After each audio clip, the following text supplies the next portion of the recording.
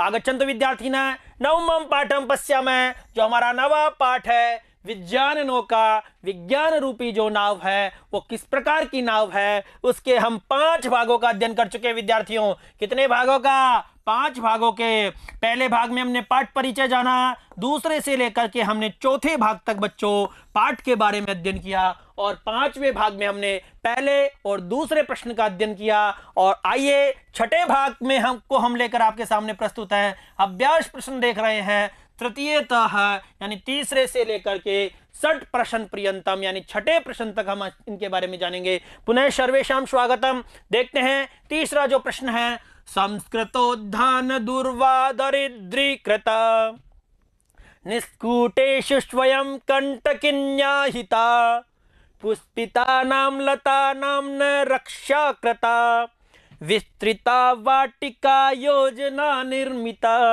यानी अस्य श्लोकस्य आशय हिंदी भाषया स्पष्टीक्रियताम, यानी श्लोक का आशय हमको हिंदी भाषा में स्पष्ट करना है।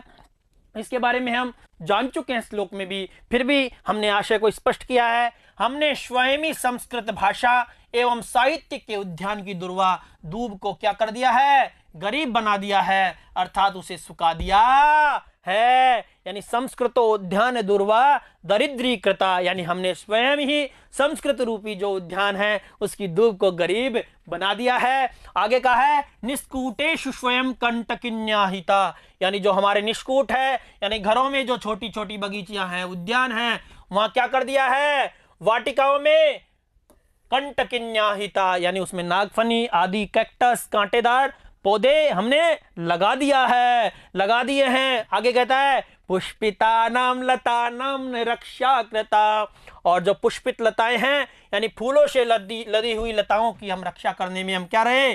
सफल रहे हैं। आगे कहा है विस्तृता वाटिका योजना निर्मिता, और हम क्या करने? परंतु विशाल वाटिकाओं की योजना का निर्माण हमने कर लिया है, बना लिए हैं। आशय यह है कि जो वर्तमान में अच्छा उपलब्ध था उसकी तो हम रक्षा नहीं कर पा रहे हैं, तथा भविष्य के लिए बड़ी बड़ी योजनाएं बच्चों ऐसे आएगी ना, योजनाएं अवश्य बनाई जा रही है। तो हमने हमारी जो संस्कृत रूपी जो उद्यान में जो दूब थी उसको हमने गरीब बना दिया, और हम नागफनी कैक्टस कांटेदार पौधे हम ला रहे हैं। जो पुष्पित लताएं थी उनकी रक्षा करने में हम असफल रहे हैं, और बड़ी बड़ी बगीचों का हम निर्माण करने लग गए हैं। आइए चौथे प्रश्न की ओर चलते हैं। अधोलिखित पदानां संस्कृत वाक्येषु प्रयोगम कुरुता, यानी जो अधोलिखित पद हैं उनका संस्कृत वाक्यों में हमको क्या करना है बच्चों? प्रयोग करना है।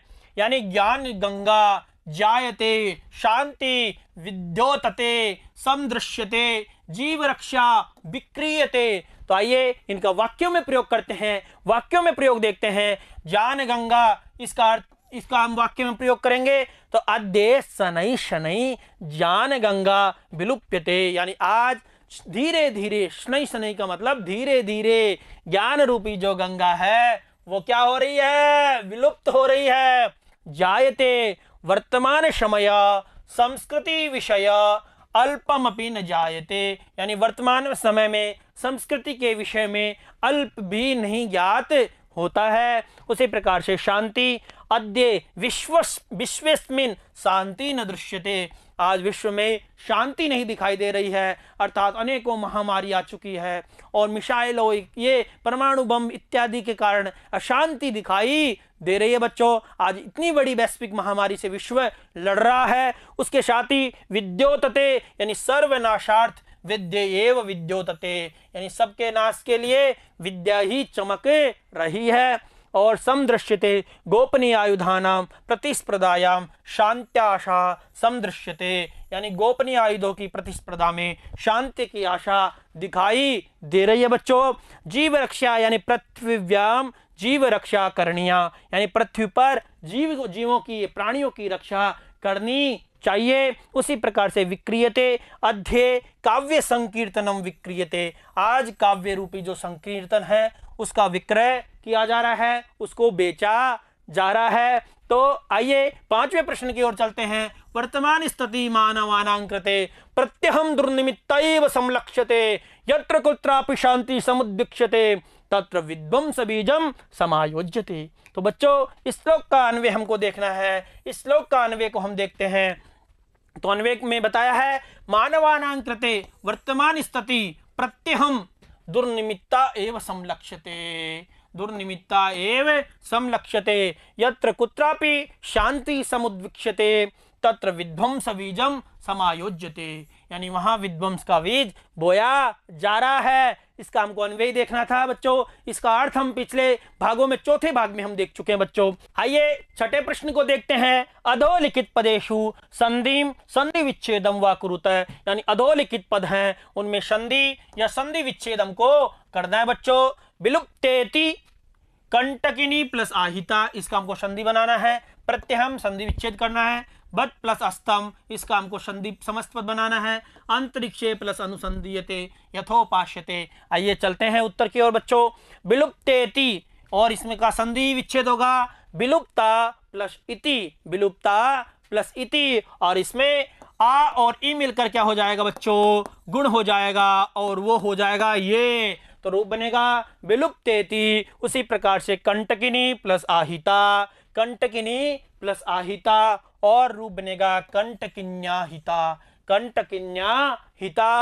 इसमें कौन सी संधि होगी बच्चों, यण संधि होगी। उसी प्रकार से प्रत्यहम प्रति प्लस अहम, प्रति प्लस अहम, यहां भी यण संधि होगी बच्चों। ई का ये हो जाएगा, ई को यण जो सूत्र है उससे। उसी प्रकार से बत प्लस अस्तम, यानी बतास्तम, ए और ए मिलकर क्या हो गया, आ हो गया।